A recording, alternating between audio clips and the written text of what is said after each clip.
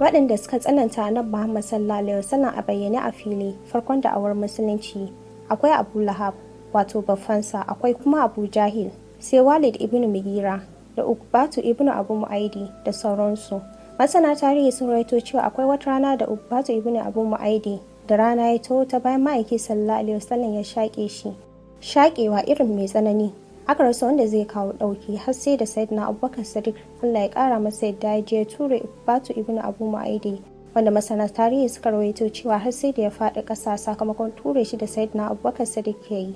Hakanan wata rana an ɗora Annabi Muhammad sallallahu alaihi wasallam tumbin raƙumi a cike da kashin raƙumi a bayan wuyarsa yayin da ya sujjada yana sallah. Ma'aiki sallallahu alaihi wasallam bai dago ba har sai da yarsa Fatimatu Zahra'u Allah ya ƙara mata yadda ta zo ta janye wannan ƙazantar da hannunta, sannan farin jakada ya miƙe ya ci gaba da sallarsa. Duk a cikin halin da kafiran Makka suka nuna farin jakada, akwai wata rana da Abu Jahil ya ritsa Ma'aiki sallallahu alaihi wasallam a gefen ɗakin Ka'aba, yayi ta munanan kalamai a kansa tare da aibantawa.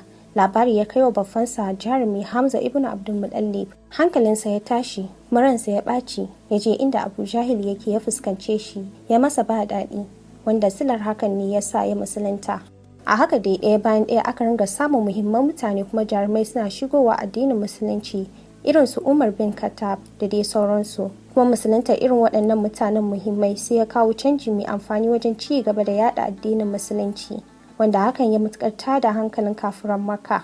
Da fatan za ku ci gaba da kasancewa da Umdas Online TV domin sai da ku.